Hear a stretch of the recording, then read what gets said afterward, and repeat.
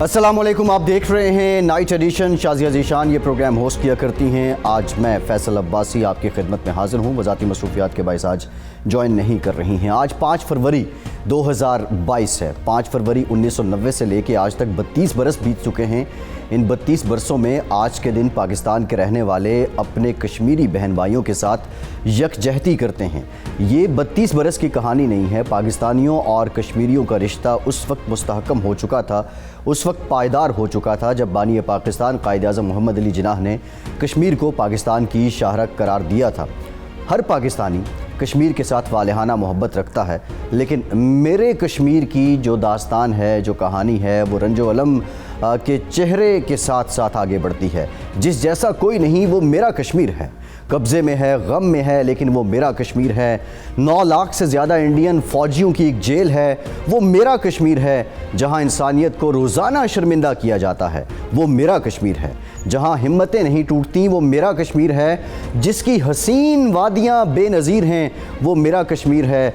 वहाँ खून है, सन्नाटा है, आहो बुका है, वो मेरा कश्मीर है। जहाँ खून के एक एक कतरा ज़मीन को छूने से पहले रंग ले आता है, वो मेरा कश्मीर है। जहाँ इंसानी हुकूक रोज़ाना पामाल होते हैं, वो मेरा कश्मीर है।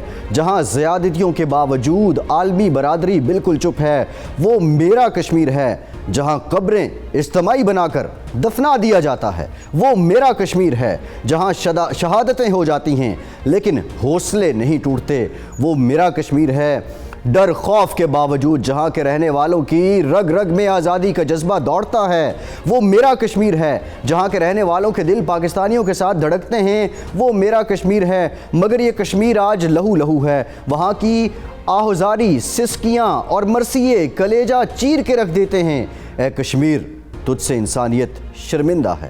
आज 5 फरवरी आपसे यकजहती का इजहार करते हैं, मगर हमारे लब सिले हैं, हाथ बंधे हैं और ज़बान गुंग है। कश्मीरियों के साथ दुनिया भर में जहां आज पाकिस्तानी यकजहती का इजहार कर रहे हैं, वहां हुकूमती सतह पे पाकिस्तान की जानिब से कश्मीरियों की अखलाकी और सफारती हिमायत जारी रखने का सिलसिला भी हमें जारी है। दुनिया का सबसे बड़ा इदारा जो इंसानी हुकूक का अलमबरदार है, और उसमें पाकिस्तान की नुमाइंदगी करने वाले मुनीर अकरम साहब, मेरे मुराद अक़वाम मुत्तहिदा में पाकिस्तान के मुस्तकिल मंदूब मुनीर अकरम साहब ने हमें ज्वाइन किया है। मुनीर साहब, thank you very much for your time. Munir साहब, पाकिस्तानियों ने आज भी यकजहती को लेकर, कश्मीरियों के साथ मोहब्बत को लेकर कसर नहीं छोड़ी, लेकिन ये बताइए वहाँ क्या कुछ हुआ है?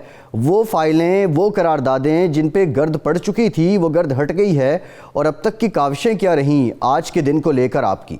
जी देखें, पाकिस्तान का जो स्टैंड है कश्मीर पर, वो तो बहुत तेजी से और तगड़ी तरह पिछले 2 साल से प्राइम मिनिस्टर इमरान खान जब से यहाँ जनरल असेंबली से खिताब किया, उसके बाद 3 मरतबा जो सिक्योरिटी काउंसिल है उसने कश्मीर का मसला देखा है, उस पर डिबेट की है, उस पर बहस की है। ये 50 साल के बाद में पाकिस्तान ने उठाया। उसके बाद में यूनाइटेड नेशंस की जो सेक्रेटरी जनरल साहब हैं, उन्होंने बहुत एक क्लियर पोजीशन ली है।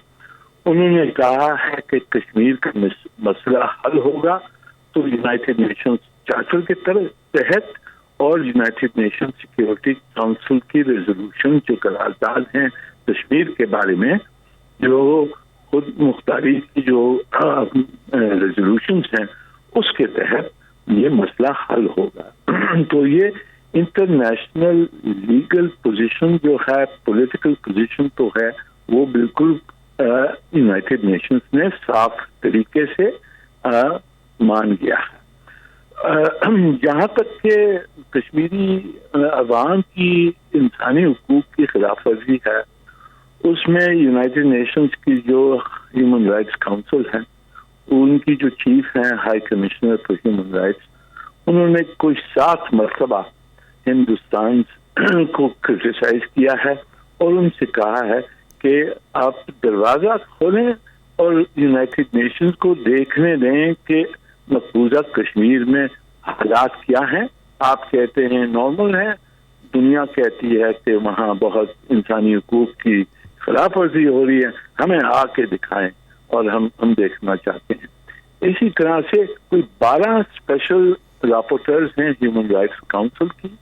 انہوں نے کوئی 3 مرتبہ جی ہندوستان کو جوائنٹ اپروچ کیا ہے کہ جی آپ کھولیں دربارہ. تو ہندوستان کے اوپر یہ جو پریشر ہے اس کو ہم نے جاری رکھنا ہے، اور جو انسانی حقوق. منیر اکرم صاحب قطع کلامی کی معافی، لیکن مسئلہ یہ ہے کہ عالمی برادری کو بھارت کہتا ہے کہ یہ بائی لیٹرل ڈسپیوٹ ہے بٹوین پاکستان اینڈ انڈیا. دوسری جانب اقوام متحدہ میں قراردادیں ہیں. ہماری کوشش ہے کہ ان قراردادوں کے ذریعے ہم اس مسئلے کو حل کریں. اگست 2019 کے اقدامات کے بعد جو یو این کا رویہ ہے، آپ نے بتایا کہ وہ اس کو دیکھ رہے ہیں، اس پہ کام تو ہو رہا ہے، لیکن بھارت کا رویہ تو وہی میں نہ مانوں والا ہے. اس کے لیے سفارتی لحاظ سے کیا کاوشیں ہیں پاکستان کی، حکومت پاکستان کی؟ جی دیکھیں، بھارت کی جو پبلک پوزیشن ہے وہ تو رہے جو ہے وہ کہتے ہیں، اور ان کے اوپر جو اندرونی پریشر آ رہا ہے، دنیا کا پبلک اوپینین کا پریشر آ رہا ہے، جو ان کے دوست حکومت بھی ہیں وہ بھی ان کو جا کے کہہ رہے ہیں کہ آپ زیادتیاں کر رہے ہیں، یہ مسئلے کو آپ نے حل کرنا چاہیے. تو یہ ہمارا جو آبجیکٹو ہے وہ تو یہی ہے کہ ان کو پریشرائز کریں، ان کی پالیسیز بدلائیں، اور ان کو کس طرح سے کوئی ایک جسٹ اینڈ فیئر جو سولوشن ہے اس کی طرف ہم لے آئیں. یہ ہمارا کیمپین کا مقصد ہے، اور اس کو ہم جاری رکھیں گے اور جاری رکھتے ہیں. اور کشمیری عوام کی پوری پاکستان کی حمایت جو ہے کشمیری عوام کے ساتھ وہ تو بھرپور ہے، اور وہ جاری رہے گی. اور اس پہ آپ دیکھیے کہ کل میں نے فارن منسٹر صاحب کا خط سیکورٹی کاؤنسل کے پریزیڈنٹ کو پیش کیا. اس میں ہم نے یہی اپنی کنڈیشن لگائی ہیں. ہم نے کہا کہ ہندوستان سے ہم بات کریں گے، پر اس نے پہلی چیز تو انسانی حقوق جو کی خلاف ورزی جو کشمیر میں ہو رہی ہے اس کو بند کرنا ہے. دوسرا جو 5 اگست سے جو میجرز دیے ہیں اس کو اس نے ریورس کرنا ہے. اور تیسرا جو ڈیموگرافک چینجز جو لے آ رہا ہے اس کو بھی اس نے روک کر ریورس کرنا ہے. منیر اکرم صاحب، 5 اگست کے اقدامات کے بعد ہم نے دیکھا کہ لداخ میں چائنا اور بھارت کے ساتھ بڑی وہاں پہ تلخی بھی رہی، وہاں بہت حالات خراب بھی رہے. کشمیر کے تنازع میں چین باضابطہ یا براہ راست فریق تو نہیں ہے، لیکن جو چینی سفارتکاروں سے آپ کی وہاں پہ ملاقات ہوتی ہے، کیا چین بھی اس معاملے کو اقوام عالم کے سامنے رکھنا چاہتا ہے؟ وہ براہ راست اس میں فریق بننا چاہتا ہے کشمیر کے تنازع پہ یا لداخ کے معاملے پہ؟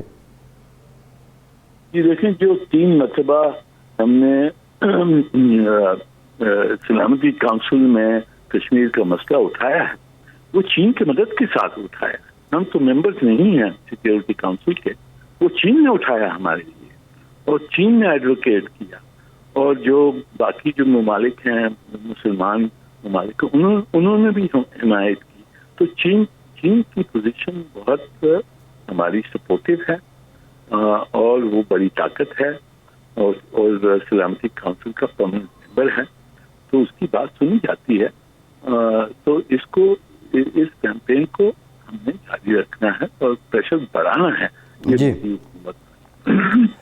منیر اکرم صاحب، ایک کریڈٹ ضرور جاتا ہے جو یہ اگست 2019 کے اقدامات تھے، اس کے بعد پوری دنیا میں پاکستان کی جانب سے کشمیریوں کا جو موقف ہے، ان کے ساتھ ہونے والی جو ظلم و بربریت ہے اس کو اجاگر کیا گیا، اور انٹرنیشنل میڈیا نے اس کو خاصی کوریج دی جو ماضی میں ہم دیکھتے تھے نہیں ملتی تھی. لیکن جو ڈیجیٹل میڈیا ہے اس پہ جب آپ کشمیر سے متعلق بات کرتے ہیں، آپ ہیومن رائٹس وائلیشن کی بات کرتے ہیں، تو پھر وہ اس کو نہیں بوسٹ ملتا، وہ آگے تک بات نہیں پہنچتی، وہ بین کر دیے جاتے ہیں وہ سورسز تمام. اس کو لے کر بھی اب تک کوئی کام کیا گیا ہے؟ اور کیا اقوام متحدہ انسانی حقوق کی ان خلاف ورزیوں پر بھی کوئی ذہن رکھتا ہے؟ دیکھیں، یہ حقیقت ہے، اور جو یہ سوشل میڈیا کے کوئی آرگنائزیشنز ہیں اس میں کافی اہم پوزیشنز پر ہندوستانی لگے ہوئے ہیں. تو یہ مشکل ہے، ہم جانتے ہیں. ہم نے پچھلے مہینے یہاں یونائٹڈ نیشنز میں ایک ریزولوشن پیش کیا جو کنسنسس سے اڈاپٹ ہوا ہے. اس کا نام ہے ڈس انفارمیشن اور the campaign against disinformation and protection of human rights. ٹھیک ہے, تو وہاں اس کے تحت بھی ہم یہ جو میڈیا کمپنیز ہیں اور جو ان کے دوست ہیں ان پہ پریشر ہم اقوام متحدہ کی طرف سے بھی ہم لے آئیں گے اس مسئلے کو حل کرنے کے لیے. جو آپ نے ذکر کیا جو سوشل میڈیا میں ان ایکول ٹریٹمنٹ جو ہوتی ہے کشمیری مسئلوں کے بارے میں. ٹھیک ہے. منیر اکرم صاحب, ٹرمپ صاحب نے ثالثی کی پیشکش کی تھی, بعد میں بھارت نے وہی روایتی بہانہ لگا کے اس کو موڑ دیا. موجودہ جو بائیڈن صاحب کی جو حکومت ہے کشمیر کے معاملے کو لے کر, کیا وہ کوئی کمٹمنٹ دینے کو تیار ہیں یا وہ اس معاملے کو ایٹ لیسٹ دنیا کے سامنے آن ٹیبل ہی کر دیں؟ اس تناظر میں کوئی پیش رفت ہے کیا؟ جی میرے خیال میں یہ جو ہم نے پبلک کیمپین چلایا ہے پوری دنیا میں, امریکہ میں بھی ہم نے چلایا ہے, تو امریکہ میں پاکستانی جو ہمارے یہاں ایکسپیٹریٹ کمیونٹی ہے, کشمیری جو ڈائسپورا ہے, انہوں نے سب نے کیمپین میں شرکت کی ہے, پریشر ڈالا ہے امریکن پولیٹیشنز کے اوپر, اور اس کی وجہ سے یہاں زیادہ ایک ریکگنیشن ہے کہ کشمیر کے مسئلے کو حل کرنا چاہیے. اور کس طرح سے جو امریکہ نے اپنا منہ بند کر کے رکھا ہے وہ بھی ایک پالیسی کے اوپر کافی ان کے اوپر پریشر ہے, اور وہ ہندوستان پہ بھی یہ کہہ رہے ہیں, ہندوستان کو وہ ہدایت دے رہے ہیں کہ جی آپ کی یہ جو پالیسیز ہیں یہ غلط ہیں, اس میں آپ کوئی پیش رفت کریں اور مسئلے کو حل کریں.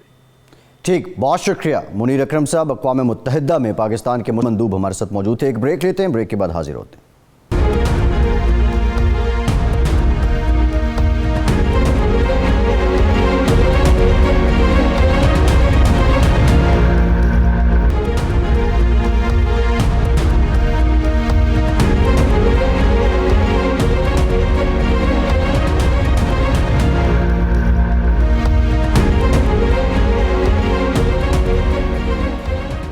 بریک کے بعد ایک بار پھر سے آپ کو خوش آمدید کہیں گے. پاکستان کی سیاست میں جو آنے والا مارچ کا مہینہ ہے اس کو بڑا امپورٹنٹ قرار دیا جا رہا تھا. پی ڈی ایم کی جانب سے 23 مارچ کو مہنگائی مارچ کا اعلان کیا گیا, پاکستان پیپلز پارٹی کی جانب سے 27 فروری کو لانگ مارچ کا اعلان کیا گیا, اور بنیادی طور پر پی ڈی ایم اور پیپلز پارٹی یہی کہتے رہے ہیں کہ عوام کی حالت بڑی پتلی ہے اور عوام کو ریلیف دینے کے لیے, اس حکومت سے چھٹکارا حاصل کرنے کے لیے ہم ایک پریشر بلڈ کرنا چاہ رہے ہیں. مسلم لیگ نون اور پیپلز پارٹی پچھلے 1-2 سال میں جو قریب تھی, پھر جو شو کاز دیا گیا پاکستان پیپلز پارٹی کو شاہد خاقان عباسی صاحب کی جانب سے, پی ڈی ایم کی جانب سے, اس کے بعد پھر دوریاں پیدا ہوئیں. بہت سے معاملات پہ اصولی اختلاف بھی تھا, استعفوں کے معاملے پہ اصولی اختلاف تھا, لیکن آج لاہور میں شہباز شریف صاحب کے ظہرانے میں آصف زرداری اور بلاول بھٹو زرداری نے شرکت کی, اور وہاں پر شہباز شریف صاحب کے ساتھ مریم نواز صاحبہ اور حمزہ شہباز بھی موجود تھے جنہوں نے ان کو ویلکم کیا. اس موقع پہ بہت سی باتیں ہوئیں, جو معاملات رپورٹ ہوئے ہیں اس کے مطابق پاکستان پیپلز پارٹی اپنا جو مارچ ہے اپنے پلان کے تحت 27 فروری کو کرے گی, جبکہ پی ڈی ایم 23 مارچ کو مہنگائی مارچ کرے گی. آج یہ توقع کی جا رہی تھی کہ ہو سکتا ہے کوئی درمیانی راستہ نکل آئے اور یہ مارچ دونوں یکجا ہو جائیں, لیکن ساتھ ہی ساتھ اگر متفقہ مشترکہ مارچ ہوتے ہیں تو پیپلز پارٹی جو پنجاب میں آنا چاہتی ہے وہ کیسے آئے گی, یہ بھی ایک سوال تھا. آج کی ملاقات میں کیا طے ہوا ہے, کن معاملات پہ اتفاق ہوا ہے, فیوچر اسٹریٹجی اپوزیشن کی پیپلز پارٹی اور نون لیگ ہم آہنگ پارلیمان میں نظر آئیں گے, یہ جو اسٹریٹ پالیٹکس ہے, جو مزاحمت کی سیاست ہے, سڑکوں کی سیاست ہے, اس پہ بھی نون لیگ اور پیپلز پارٹی متفق اور متحد ہوں گے. یہ تمام معاملات ہیں, اس پہ بات کرتے ہیں. پاکستان پیپلز پارٹی کے سینئر رہنما قمر زمان کائرہ صاحب نے ہمیں جوائن کیا ہے. کائرہ صاحب تھینک یو ویری مچ. کائرہ صاحب, آج کسی نقطے پہ کیا اتفاق ہوا ہے, کوئی اسٹریٹجی جو ایکشن پلان ہے اس کی بات کر رہا ہوں, ویسے حکومت کے خلاف تو اتفاق ہے نون لیگ کا اور پیپلز پارٹی کا بہت سے معاملات پہ. دیکھیے, پہلی گزارش تو یہ ہے کہ میں اس میٹنگ پہ نہیں تھا, مجھے اس کی ڈیٹیلز کا نہیں پتا. اور دوسری بات یہ ہے کہ جو اسٹریٹجی ہے وہ میڈیا میں ڈسکس تو نہیں کی جاتی نا جی. جو بھی اسٹریٹجی ایوالو ہوگی, ابھی تو پرنسپلز طے ہوئے اور شہباز صاحب جو ہیں وہ بھی اپنی جماعت سے باتیں کریں گے, ان کے کچھ اتحادی ہیں, ہم بھی اپنے دوستوں سے اپنے اتحادیوں سے باتیں کریں گے, اور پھر اس کے اوپر فائنل دیکھیں گے کیا صورتحال ہے. اچھا, لیکن ان پرنسپل جو ہے وہ ڈیسیژن یہ تو ہے کہ ہمیں اکٹھا چلنا چاہیے، اور جو آپس میں دوریاں تھیں وہ دور ہوں گی تو ہم ایک مشترکہ لائے عمل اختیار کر پائیں گے، ہمیں آپس میں کامن انڈرسٹینڈنگ تبھی بن پائے۔ اچھا قاہرہ صاحب، حکومت کی جانب سے جو ان کے ترجمان ہیں وہ کہہ رہے ہیں کہ شہباز شریف صاحب نے آصف زرداری صاحب کا پیٹ پھاڑ کر پیسے نکالنے تھے، اور یہ اب بات کی جا رہی ہے اور اب یہ یکجا ہو گئے ہیں۔ سیاست میں تو کچھ بھی حرف آخر نہیں ہوتا، لیکن کیا حکومت یہ بیانیہ دے کہ کوئی سیاسی مائلیج لینا چاہتی ہے، اور آپ سمجھتے ہیں کہ اس سے کوئی سیاسی فائدہ ہو سکتا ہے؟ یہ آرگومنٹ اب پٹ چکا ہے جی، یہ بہت گھس گیا ہے بڑا، اس کے بہت سوال ہو چکے، بہت جواب ہو چکے، نو مور کمنٹس آن دیٹ۔ اچھا قاہرہ صاحب، جو اس وقت عوام کی حالت ہے، ظاہر آپ بہت بہتر سمجھتے ہیں، آپ عوامی آدمی ہیں، عوام میں رہتے ہیں، اور عوام جو ہیں وہ یہ دہائیاں دے رہے ہیں کہ IMF کا پروگرام تو آ گیا ہے لیکن مہنگائی بہت پہلے آ چکی تھی۔ ان معاملات پہ جو آپ کی کاوشیں رہیں، پارلیمان میں بھی اپوزیشن کوشش کرتی رہی، لیکن ہم نے دیکھا نیشنل اسمبلی سے بھی اسٹیٹ بینک کا بل منظور ہوا، پھر سینٹ سے بھی منظور ہو گیا۔ یہ جو اپوزیشن کو ایک طرح سے پے در پے کسی حد تک ناکامیاں رہی ہیں، حکومت کو اتنا دباؤ میں نہیں لا سکے کہ عوام کو ریلیف ملے، اس کو لے کر کیا پلانز ہیں؟ ایک بات تو یہ ذہن میں رکھیے کہ اپوزیشن کا کام ہوتا ہے کہ ایوان کے اندر، میڈیا میں اور عوام کے پاس یہ 3 فورمز ہیں جن کے ذریعے جو سیاسی جماعتیں ہیں، اور خاص طور پہ اپوزیشن کی جماعتیں، وہ حکومت کے اوپر دباؤ بڑھاتی ہے۔ اگر تو ایوان کے اندر ڈسکشن نہیں کی تو ہم قصوروار ہیں، اگر میڈیا کے اندر ڈبیٹ نہیں کی تو ہم قصوروار ہیں، اگر حکومت کے خلاف جلسے جلوس نہیں کیے تو ہم قصوروار ہیں، اور اگر ہم نے اس حکومت کو گھر بھیجنے کا پلان نہیں بنایا تو ہم قصوروار ہیں۔ اب اپوزیشن ہوتی وہ ہے جس کے پاس نمبر کم ہوتا ہے۔ ہماری کوشش تھی، اور آپ کے علم میں ہے کہ وہ مشترکہ اجلاس کی کہانی، وہ مشترکہ اجلاس کے دوران جو صورتحال تھی وہ ہو لیجسلیشن کی، یا بجٹ کا پاس ہونے کا عمل ہو، یا منی بجٹ کا ہو، ان سارے عملوں میں بنیادی طور پہ آخری وقت تک حکومت کے اتحادی جو تھے وہ حکومت سے دور تھے۔ پھر اچانک پتہ نہیں کیا ہوا، ان کو اچانک ذمہ داریاں یاد آ گئیں، اور وہ تینوں مراحل پہ آخری وقت پہ جا کے راضی ہو گئے۔ جی، یہی کام اپوزیشن کا تھا کہ ہم ان کو بھی جھنجھوڑتے، اور اس وقت پاکستان کے، بالکل آپ نے درست کہا، پاکستان کے لوگوں کی چیخیں نکلی ہوئی ہیں، برے حالات ہیں، اور لوگ درست کہہ رہے ہیں کہ کب ہماری جان چھڑاؤ گے ان سے، اور اس وقت میں ہمیں زیادہ یکجہتی کی ضرورت ہے۔ اپوزیشن نے کوئی کمی نہیں چھوڑی اس میں، ہاں جس طرح خان صاحب نے دھرنے دے کے روڈ بلاک کیے تھے، وہ رستہ ہم نے اختیار نہیں کیا۔ عدم اعتماد کا رستہ موجود تھا، وہ رستہ ہم نے سینٹ کے الیکشن کے بعد اڈاپٹ کرنا چاہا، لیکن ہمارے ساتھی جو دوست جماعتیں تھیں انہوں نے اس پہ تو قاہرہ صاحب پیپلز پارٹی کا ایک اصولی موقف رہا 1985 کے الیکشن کے بعد بھی، ایون تو آپ انتخابی عمل کا بائیکاٹ نہیں کرتے، دوسرا سڑکوں پہ، دھرنوں پہ، احتجاج کے ذریعے حکومت بھیجنے کے قائل بھی نہیں ہیں۔ یہ جو 27 فروری کا لانگ مارچ ہے، اس کا اگر یک نکاتی ایجنڈا دیکھا جائے تو کیا ہے؟ اور یہ لانگ مارچ صرف لانگ مارچ کی حد تک رہے گا، اسلام آباد جا کے آپ منتشر ہو جائیں گے جلسہ کر کے اس کے بعد، یا دھرنا بھی ہوگا؟ یہ ابھی تک ایک کنفیوژن ہے، ایون جو آپ کے کارکن ہیں وہ بھی پوچھ رہے ہیں کہ وہاں جا کے کرنا کیا ہے؟ دیکھیے، ایک بات ہوتا ہے کہ پیپلز پارٹی کسی غیر جمہوری، غیر سیاسی، غیر آئینی کام میں کبھی بھی بلیو نہیں کرتی، سو ہم ہمیشہ اس کے خلاف اسٹرگل کرتے رہے ہیں، اب بھی نہیں کریں گے، یہ تو بات طے ہو گئی۔ دوسری بات یہ ہے کہ جلسے، جلوس، ریلیاں، یہ تو عوامی رائے ہموار کرنے کے ذرائع ہیں، یہ تو جمہوریت کا ہتھیار ہے، ان کو تو بالکل غیر جمہوری نہیں کہا جا سکتا، غیر سیاسی نہیں کہا جا سکتا۔ ہاں، آگ لگا دینا، سول نافرمانی کی تحریک چلا دینا، بل جلا دینا، لوگوں کو کہنا کہ بینکوں کے ذریعے پیسے نہ دو، یہ ایک اور رنگ ہے۔ پارلیمان کا، سیکریٹریٹ کا، پریزیڈنٹ ہاؤس کا، سپریم کورٹ کے دروازے لوگوں پہ بند کر دینا فٹ ان کر کے، یہ ایک الگ صورت ہے جی، وہ کرنے والے ہم نہیں ہیں، لیکن لوگوں کی رائے ہموار کرنے کے لیے اور عوامی دباؤ ظاہر کرنے کے لیے یہ تو بالکل عین جمہوری رستہ ہے جو مارچ کا ہے یا ریلیز کا ہے یا جلسوں و جلوسوں کا ہے۔ جی ٹھیک ہے، بہت شکریہ۔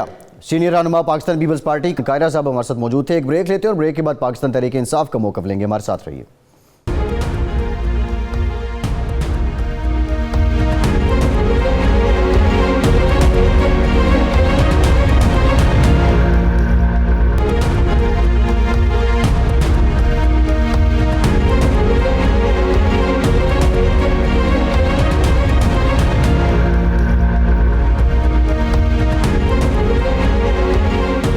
ब्रेक के बाद एक बार फिर से आपको खुश आमदीद कहेंगे। हमें ज्वाइन किया है पाकिस्तान तहरीक इंसाफ से सेनेटर ओन अब्बास बप्पी साहब ने। Thank you very much own साहब, आपके वक्त का बहुत शुक्रिया। ओन साहब, इससे पहले तारीखें दी जाती रहीं कि मार्च का महीना बड़ा अहम है।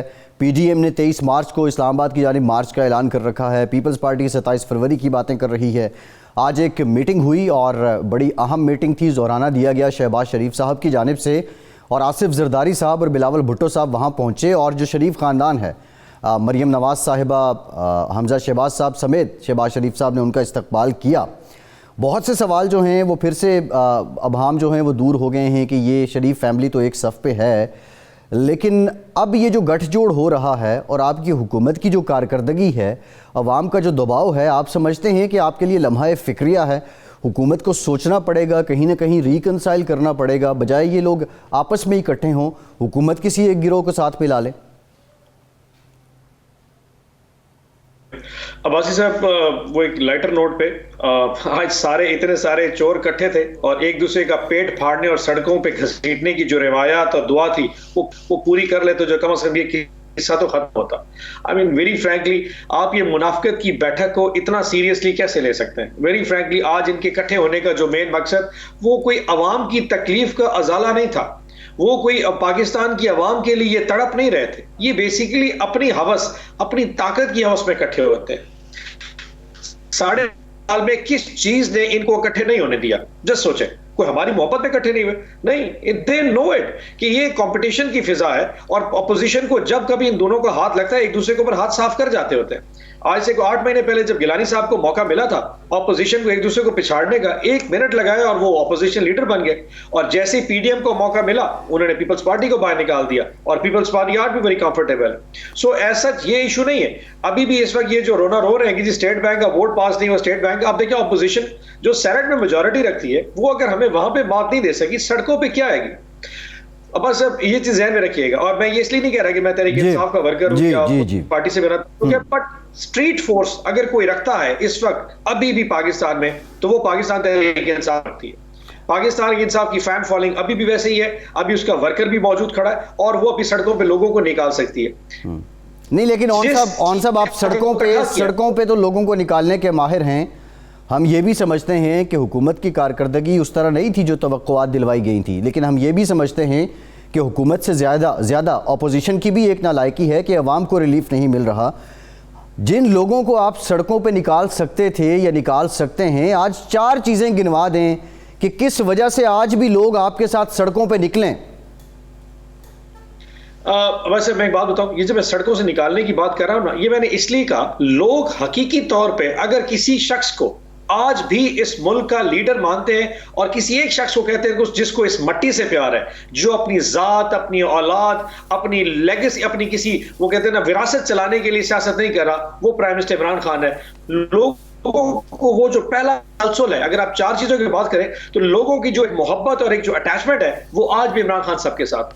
दूसरा, अगर नीयत की बात की जाए, क्या वाकई पाकिस्तान को जिस रोड पे जिस डगर पे चलना चाहिए था, कोई पॉलिटिकल पार्टी, कोई जमात, कोई लीडर चला सकता है तो वो तहरीक इंसाफ और इमरान खान है। ये बाकी सारी चीजें बाद में आ जाती है कि क्या करना। आप एक बात बताएं, 3.5 साल में किस चीज ने इनको इकट्ठा नहीं होने दिया? हमने तो नहीं कहा था ना। वेरी फ्रैंकली 3.5 साल खुद ही एक दूसरे से लड़ते रह गए और आज भी अगर ये इकट्ठे हो रहे तो उसकी बड़ी सिंपल सी लॉजिक है। नहीं, ऑन साहब विद ड्यू रिस्पेक्ट, देखिए मैं मेरा जो सवाल है ना वो इस कंटेक्स्ट में है।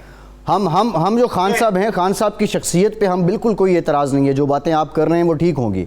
सवाल ये है कि कारकर्दगी आपकी क्या है हुजूर? लोग आज जो है वो हाथ में एक पर्ची आपके दौर की उठाई होती है, एक नून लीग के दौर की उठाई होती है और फिर वो मवाजना कर रहे होते हैं। फिर जब आप कोविड का एक्सक्यूज़ देते हैं वो उसको भी नहीं सुनते हैं। ऐसे 4 कारनामे हुकूमत के क्या हैं जो लोग 2014-15 में आपके साथ धरने में शरीक थे आज भी आ जाएं? गली मोहल्लों का हाल तो मुख्तलिफ है, जो आप कह रहे हैं विद ड्यू रिस्पेक्ट वैसा नहीं है बप्पी साहब। मैं एक बात अर्ज करूं, अगर आप तो गवर्नमेंट की कारकर्दगी चाहते हैं तो मैं आपको 10 किस्म के और प्रोजेक्ट्स गिना सकता हूं। हेल्थ कार्ड से लेके एहसास प्रोग्राम से लेते, डैमों की तामीर से लेके सी पैक का एक जाल बिछाते हुए, इस तरह की बहुत सारी चीजें गिनवा सकता हूं। ये इशू अपनी जगह पे एक और काउंटर कर जाएगा। बट द पॉइंट रिमेन, जो मैं आपको समझाने की कोशिश कर रहा हूं कि पाकिस्तान ने जो पिछले 3 साल में जिस किस्म के हालात देखे, शायद इससे पहले हालात भी नहीं देखे थे। دنیا نے کووڈ ہماری حکومت میں دیکھا ہے, اس سے پہلے پچھلے 100 سال میں اس قسم کا کوئی بیماری دنیا کو نہیں آئی. کووڈ کے بعد جو سپلائی شاک آیا ہے, جو پوری دنیا میں گلوبل ڈپریشن آئے, وہ بھی اپنے طریقے کا تھا. ہماری اکانومی کو جس طریقے سے میں آج سری لنکا کی رپورٹ پڑھ رہا تھا, میں آپ کو اسے مزے کی بات بتا دوں کیونکہ ہمسایہ ملک ہے. سری لنکا کے صدر نے اپنے فارنر جو ہیں ان سے ریکویسٹ کی ہے مہربانی کر کے اپنی ریمیٹنسز ہمارے ملک میں بھیجیے, ہم اس وقت وہ کہتے ہیں ڈیفالٹ کرنے پہ آ گئے. ان کے فارن ریزرو اس وقت $3.5 ارب پہ ہیں پڑے. انہوں نے کہا اگر ہمیں ریمیٹنسز نہ آئی تو ہم ڈیفالٹ کر جائیں گے. آپ عباسی صاحب شکریہ ادا کریں اللہ کی ذات کا, ہمارا نہیں, اللہ کی ذات کا, کہ اس کووڈ کے بعد ہمارے جیسا ملک جو امپورٹ اورینٹڈ ہے, جو چیزیں باہر سے درآمد کر کے جیتا ہے, وہ آج ایک ریزیلینٹ اکانومی ہے کہ 9 مہینے سے شاک آ رہا ہے اور آپ $25 ارب کے ریزروز آج بھی رکھ کے بیٹھے. دیکھیں بپی صاحب ایک بڑی خان صاحب کے ٹیم ممبر تھے شبر زیدی صاحب, انہوں نے یہ کہہ دیا تھا کہ وی ور اباؤٹ ٹو ڈیفالٹ, ٹھیک ہے, ہم ڈیفالٹ کرنے کے قریب تھے. دوسری بات یہ ہے ابھی آئی ایم ایف کی جو کنڈیشنز مانی گئی ہیں, سر تسلیم خم کیا گیا ہے دونوں ہاتھ جوڑ کے حکومت کی جانب سے. ماضی میں حکومتیں جب آئی ایم ایف کے پاس جاتی تھیں تو وہ ایک ایسا کلیہ بنا لیتی تھی کہ عوام پہ کم از کم پریشر آئے. ڈائریکٹلی وہ پریشر شفٹ ہو رہا ہے. آپ کا جو ہیلتھ کارڈ ہے, جب گیس جس نے جو روز استعمال ہونی ہے, بجلی جو روز استعمال ہونی ہے, جب اس کے بل دگنے تگنے ہو جائیں گے تو آپ نہیں سمجھتے کہ اس کا اثر زائل ہو رہا ہے. اور آئی ایم ایف کی شرائط کی وجہ سے حکومت کوئی مڈل وے نہیں نکال سکی اور عوام کی حالت مزید پس رہی ہے, اور یہی وجہ بن رہی ہے آج کی جو بیٹھک ہوئی ہے شہباز شریف اور آصف زرداری کی. ایک چیز بتاؤں, شبر زیدی صاحب نے جو ڈیفالٹ کرنے کی جو ڈیٹ دی ہے وہ ہمارے اوائل تھے. جس دفعہ حکومت سنبھالی تھی اگست 2018 میں, اکتوبر میں 2 مہینے بعد ہی ہم ڈیفالٹ کرنے پہ آ گئے تھے, کیونکہ جو اس وقت ہمارے ریزروز کا مہینے جو تیل کا درآمدی بل ہے وہی $6 ارب پہ چلا جائے تو آپ اس وقت $7 ارب سے کیسے گزارا کر سکتے ہیں. تو انہوں نے اوائل کی بات کی تھی. Having said that I M F کی مجھ سے کسی دوست نے پوچھا یار سر اوائل کی بات نہیں ہوئی, ویڈیو ریسپیکٹ بپی صاحب اوائل کی بات نہیں تھی, اوائل کی بات نہیں تھی, انہوں نے حال کی بات کی تھی, حال کی بات کی تھی کہ ہم ڈیفالٹ کر چکے ہیں. آئی ڈونٹ نو کہ یہ میں وہی کہہ رہا ہوں, مجھے اندازہ نہیں کہ شہباز زیدی صاحب کون سے کانٹیکسٹ میں کس پیریڈ کی بات کر رہے ہیں. میں نے اپنی دانش میں کہا کہ ہم اکتوبر 2018 میں یہ حالات تھے جب اس وقت ڈیفالٹ ہو سکتا تھا, اس کے بعد ایسے معاملات نہیں چل سکے. مجھ سے کسی دوست نے پوچھا بھائی آپ نے آئی ایم ایف کی اتنی شرائط جو مانی اس کی وجہ کیا ہے.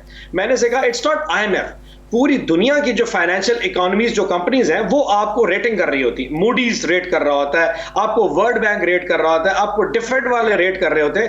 آئی ایم ایف کا آپ کو پازیٹیو فیکٹر میں لے کے آنا, پازیٹیو ریٹنگ دینا دنیا کی فائنینشیل ایجنسیز کے لیے بہت امپورٹنٹ تھا. ادروائز وہ یہ کہہ سکتے ہیں کہ پاکستان کیونکہ ریفارمز نہیں کر رہا, پاکستان اس ڈگر پہ نہیں چل رہا جو ہونے چاہیے تھے, وہ آپ کے لیے نیگیٹو جا سکتا, ورنہ $1 ارب کی ٹرانچ کے لیے اتنی تکلیف کون برداشت کر سکتا. ہیونگ سیڈ دیٹ آج بھی عباسی صاحب میں بتاؤں نیچے کے جو معاملات ہیں مائکرو اکانومی سے ہمیں اوائل ان لوگوں کا پتہ ہے کہ لوگ تکلیف میں, مہنگائی اپنی جگہ پہ, لیکن لوگوں کو یہ بھی پتہ ہے کہ مہنگائی عمران خان صاحب کی پیدا کردی نہیں ہے, یہ دنین فینومین ہے. جو امپورٹ اورینٹڈ اکانومیز ہے جو درآمد پہ جیتی ہیں وہ تمام کی تمام اکانومیز دنیا میں مہنگائی کا شکار ہیں. آپ تیل کی بات کریں, آپ گیس کی بات کریں, جو چیز باہر سے آنی ہے عباسی صاحب اگر وہ $10 کی ہے تو حکومت $9 کی دے سکتی ہے, $8 کی دے سکتی ہے, $2 میں نہیں دے سکتی. اگر تیل $68 پہ آیا تھا آج $90 پہ جا رہا ہے, اور پھر انہوں نے پریڈکٹ کرنا شروع کر دیا ہے اگر یوکرین اور رشیا کی لڑائی ہو جاتی ہے اور وہ $100 کرا سکتا ہے تو ہم اس وقت اگر تیل کی قیمت بڑھائیں گے تو آپ کا یہ گلہ نہیں بننے گا تیل کیوں بڑھائے. اب پاکستان تیل پیدا نہیں کرتا. بپی صاحب لاسٹ کوسچن, قرض اتارنے کے لیے آپ کی حکومت خود کہتی ہے کہ قرض اتارنے کے لیے ہمیں قرض لینا پڑا ہے. روپی اتنا ڈی ویلیو ہو گیا کہ آپ کی اپنی کاوشیں اس کے آڑے آ گئیں, آپ نہ چاہتے ہوئے بھی عوام کو ریلیف نہیں دے سکے. لیکن ماضی میں جب قرض اتارنے کے لیے قرض لیا جاتا تھا تو پھر سبسیڈائز کیا جاتا تھا.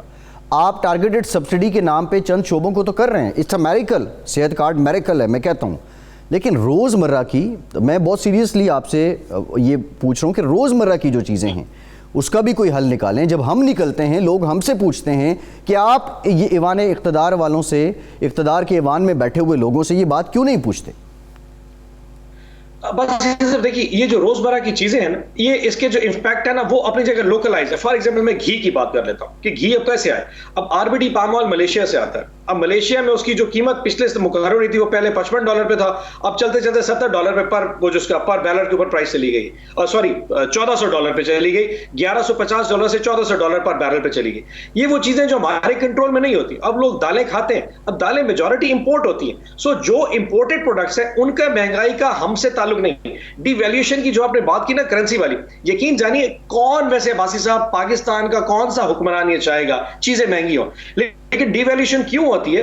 ڈیمانڈ اینڈ سپلائی کی وجہ سے. $10 ارب $12 ارب خرچ کر کے اپنے ریزروز میں سے آج بھی ڈالر کو 150 پہ لے کے آ سکتے ہیں. میجورٹی آپ سپلائی تیز کر دیں, آٹومیٹکلی ڈیمانڈ کم ہو جائے گی. لیکن ایشو یہ ہے کہ کیا اس کے معاملات فیوچر میں وہ سیٹل ہو پائیں گے؟ نہیں. آپ نے اگر لانگ ٹرم سٹیبلٹی عباسی صاحب ایک دفعہ لے کے آنی ہے, آپ کو کڑوے ڈیسیژنز لینے پڑیں گے. اینڈ میں آپ کو یہ امید اس لیے دلا رہا ہوں, یہ 2022 کا جو سال ہے انشاءاللہ چیزیں بہت بہتری کی طرف جائے گی. تھوڑا سا وقت اور چاہیے. یہ جون کے بجٹ کے بعد دنیا کی بھی مہنگائی کم ہوگی. ٹھیک ہے بپی صاحب, let's hope for the best. Thank you very much senator آن عباس بپی سے وقت کا بہت شکریہ.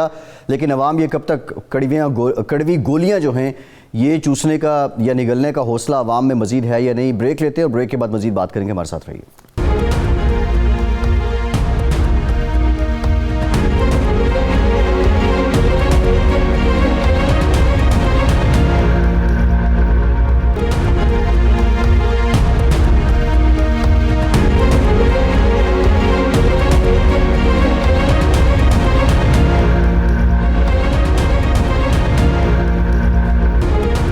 بریک کے بعد ایک بار پھر سے آپ کو خوش آمدید کہیں گے. پاکستان کے وزیر اعظم عمران خان چائنا کے دورے پر ہیں اور اس دوران ان کی اہم ملاقاتیں ہوئی ہیں, کچھ مزید ملاقاتیں بھی ہونی ہیں. اس کے ساتھ ساتھ کچھ معاہدے جو ہوئے ہیں چین کے ساتھ پاکستان کے, وہ اربوں ڈالر کے بتائے جاتے ہیں.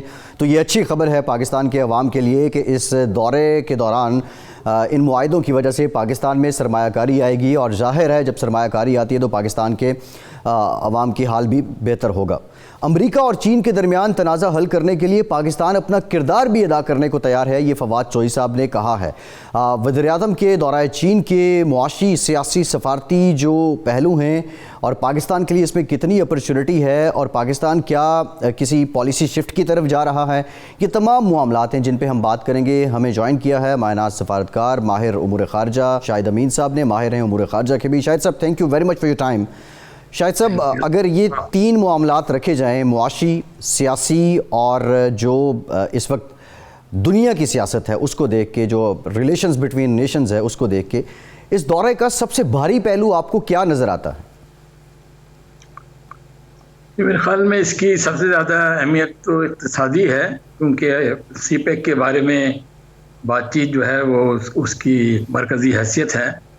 اور ایک بڑی خوشگوار تبدیلی یہ ہے کہ اس وقت پاکستان نے یہ کوشش کی ہے, بظاہر اس میں کامیابی حاصل ہوئی ہے کہ چین جو ہے اپنی انڈسٹریز کو پاکستان کے جو اکنامک زونز ہیں ان میں منتقل کرے تاکہ پروڈکشن یہاں پہ ہو, اور پھر اس کا جو ہمیں جتنا فائدہ ہوگا اس میں in terms of manpower اور پروفیٹیبلٹی وہ جو ہے بڑا اس کے سمجھے کوئی ٹھوس نتائج نکلیں گے.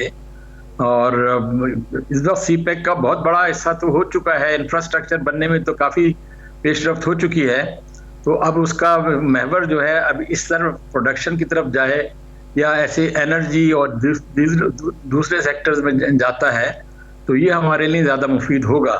اور پھر پچھلے دنوں کو کچھ امپریشن تھا کہ شاید سی پیک میں کچھ سست روی آ گئی ہے, تو یہ ساری چیزیں جو ہیں دور کرنے کا بڑا اچھا موقع ہے.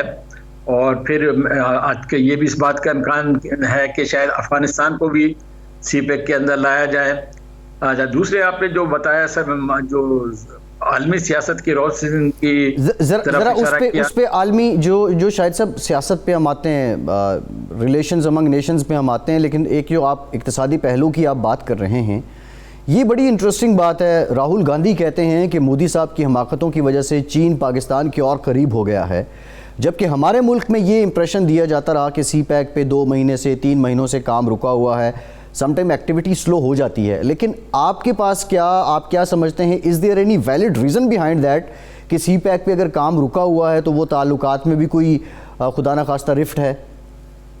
نہیں, تعلقات تو میرے خیال میں بہت اسٹرانگ ہیں. دا ویری فیکٹ کہ عمران خان کو اس وقت بلایا گیا وہاں پہ جبکہ ویسٹرن کنٹریز جو ہیں اس کا اولمپکس کا بائیکاٹ کر رہے ہیں.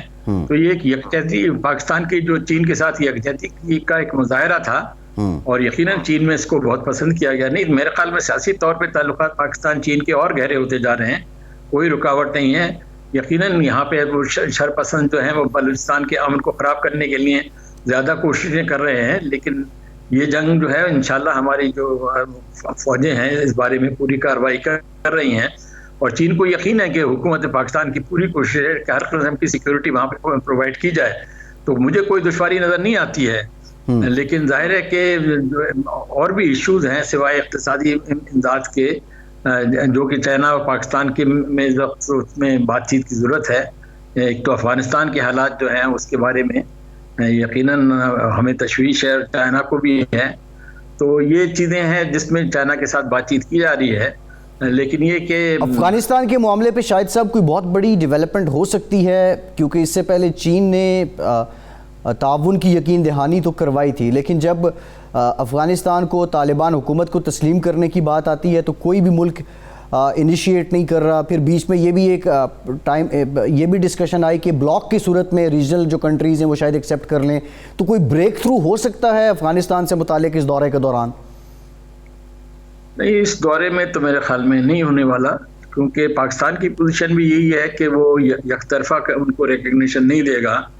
تو اس میں کئی ملک شامل ہوں گے تبھی یہ معاملہ آگے جائے گا. اور ابھی طالبان کے نمائندوں کی جو بات یورپ میں ہوئی ہے، ناروے میں کہاں پہ، اس کے بعد انہوں نے اشارہ تو کیا ہے کہ شاید عالمی کمیونٹی کی طرف سے ان کو زیادہ مثبت قسم کی انڈیکیشن مل رہی ہیں اور کچھ نہ کچھ ان پہ پابندیاں بھی آہستہ ہو رہی ہیں. اصل میں اس پہ طالبان کا اپنا بہت رول ہے کہ وہ ملک میں ایسے حالات پیدا کرے کہ بین الاقوامی کمیونٹی جو ہے ان کے بارے میں زیادہ ہمدردانہ رویہ اختیار کرے. عورتوں کے حقوق کے بارے میں ابھی تک تشویش ہے، اور پھر یہ کہ انہوں نے گورنمنٹ میں اپنے صحیح معنوں میں نان طالبان کو شامل نہیں کیا، کوئی علامتی قسم کی کارروائی کافی نہیں ہے. تو یعنی اس میں اونس جو ہے وہ طالبان پہ زیادہ ہے کہ وہ ایسے اپنی طریقے سے اپنی پالیسیاں چلائیں کہ ان کو پذیرائی حاصل ہو. Over a period of time تو میرے خیال میں ہو ہی جائے گا. پاکستان کو تو شاہد صاحب آپ نے سرمائی اولمپکس کا ذکر کیا. ڈیموکریسی کانفرنس ہوتی ہے، چین کو دعوت نہیں دی جاتی، پاکستان اس میں شرکت نہیں کرتا، امریکہ کا رسپانس آتا ہے نیور مائنڈ، ہر ملک کی اپنی مرضی ہے وہ شرکت کرے نہ کرے. پاک امریکہ جو تعلقات ہیں اس وقت وہ آپ کے سامنے ہیں، لیکن فواد چوہی صاحب کہتے ہیں کہ ہم چین اور امریکہ کے درمیان تنازع حل کرنے کے لیے کردار ادا کریں گے. آپ سمجھتے ہیں کہ پاکستان اور امریکہ کے تعلقات اس وقت اتنے جاندار ہیں کہ وہ ان دونوں بڑی طاقتوں کے درمیان تنازع حل کر سکتے ہیں؟ دیکھیے، ابھی 2 دن پہلے امریکہ کے اسٹیٹ ڈپارٹمنٹ نے پاکستان کے بارے میں بڑی پازیٹیو بات کہی. انہوں نے کہا پاکستان کو ہم اپنا اسٹریٹجک پارٹنر ٹریٹ کرتے ہیں، اب continue to treat Pakistan as a strategic partner. اور ان کو پھر انڈیا سے بھی کچھ ایک قسم کا ڈس اپوائنٹمنٹ ہوا ہے یوکرین میں کہ کیس میں ہم انڈیا نے شاید ایک نیوٹرل پوزیشن لے لی، ایبسٹین کیا ہے سیکورٹی کونسل میں. تو پھر امریکہ نے یہ بھی اس بیان میں کہا ہے کہ چین کے ساتھ پاکستان کے تعلقات جو ہیں اس کا امریکہ کے تعلقات پہ کوئی برا اثر نہیں پڑے گا. تو ماضی میں بھی آپ کو یاد ہے 1971 میں ہم نے مدد کی تھی چین اور امریکہ سے تعلقات کے بحال ہونے میں. یہ تو میں نہیں کہوں گا کہ اس وقت پاکستان کو مرکزی رول ادا کر سکتا ہے، لیکن اگر کوئی ملک کر سکتا ہے ایسا رول ادا، اس میں یقیناً پاکستان ہے. ٹھیک، بہت شکریہ. شاہد آپ پاکستان کے مائناز سفارتکار ہمارے ساتھ موجود تھے اور اپنا تجزیہ پیش کر رہے تھے. پروگرام کا ٹائم ختم ہو گیا، اجازت دیجیے.